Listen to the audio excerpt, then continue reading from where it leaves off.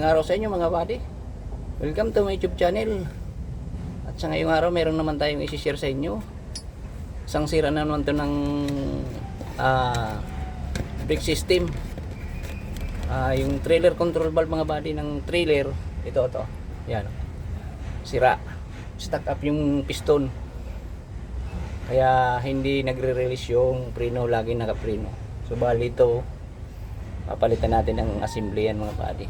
So tatanggalin ko na itong mga linya nito mga buddy. Yan yung hose. Yan.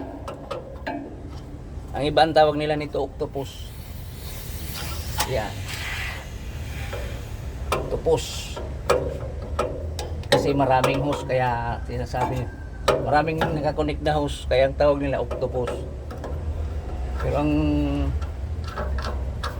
tawag nito, ito, trailer control valve to. Ito yung pag ni-release yung maxi, ito yung magsusupply ng hangin dun sa brake chamber. Tapos pag minaxi naman, susuplayan niya rin yung hangin sa kabila ng brake chamber para magmaxi. Yun yung ang trabaho nito. So yun ang ano nito mga buddy. Yan, kasi na natin yan. Yan.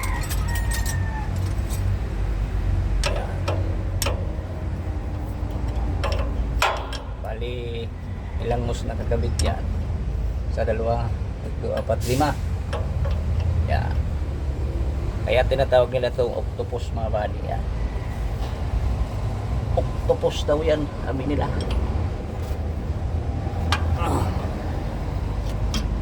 Pag bumili ka nito sa auto supply tapos sabihin mo octopus,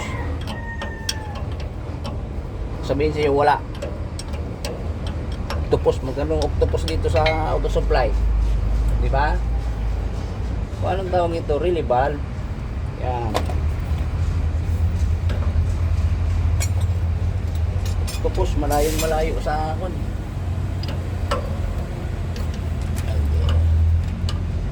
Ayan mga buddy, ito ang relay valve, trailer control valve, relay. Yan. Yan.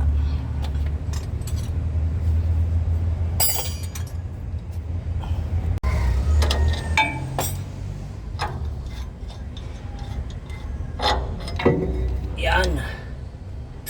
So yan, tanggalan natin mga buddy. Papalitan natin ng assembly din to. Kasi ano, kinalawang na yung loob niyan. Pinasok ng tubig. Yun. Nagkakaroon kasi ng tubig yan mga buddy dahil dun sa compressor. Tapos hindi nagdi-drain ng tangke, air tank. Yun. Napupunta dito yung ano, kaya yun, stuck up na yung ano, kinalawang. Yung pinaka-piston nito dito sa ibabaw, yung tumutulak dun sa ano, stuck up. So yun mga buddy ang sira nito. Palit tayo ng assembly. Yan. Ayan mga buddy oh. So bali ito na yung bago natin ikakabit pa buddy oh. Yan. Lagay ko na yung isang hose dito kasi mahirap ikabit pagka. So yan, bali yan. Yan ang ayan mga buddy oh. Oh yan, dyan na natin kabit. Bali lagay natin yung tornilyo.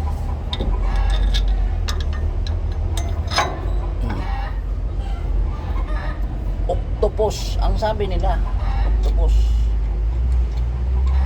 pero ang tawag nito ay trailer control valve. Yan, kasi ito yung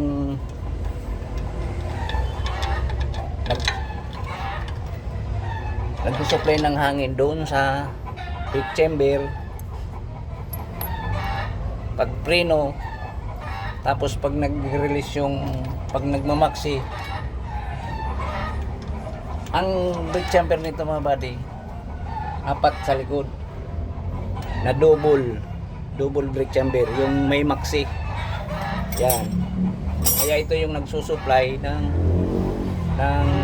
hangin doon sa preno saka sa maxi. Pag nag-release nung ini-release yung maxi brake, inirelease, mag-o-open yung isang valve dito, ito. Papunta yan dun sa brake chamber. I-release niya yung maxi. Ayun, tapos yung ito namang kabila, ito yung papunta dun sa preno. Pag nag-abag ng preno, yun na magpipreno naman yung brake chamber natin. So yun ang trabaho niya mga buddy. Ang tawag niyan, trailer control valve. Tsaka ang isa pang tawag nito, brake relay valve. Yan. Yan ang tawag nito, hindi naman octopus mga buddy.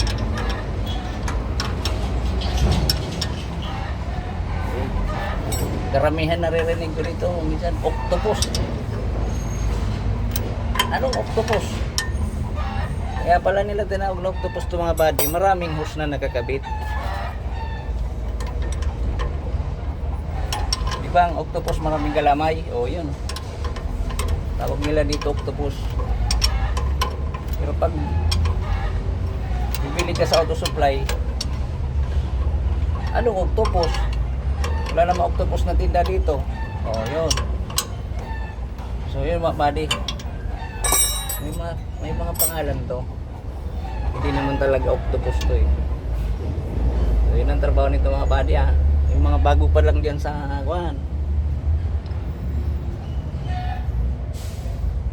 ating channel mga buddy, mga bagong mekaniko. So yun, subscribe and like naman ang aking channel mga buddy. Yung mga bago pa lang sa aking channel, yan o, nagpalit tayo ng brake relay valve. Yan, trailer control valve yan. Dalawang pwedeng itawag dito. Pero ito, ang tawag talaga nito, trailer control valve to. Yan. So bali, ayun na. Tapos na tayo, naikabit na natin yung bagong ito mga buddy. Mayroon din tong repair kit. Kaso nga lang, kunti lang diferensya doon sa brand new. Yung repair kit nito mahal din.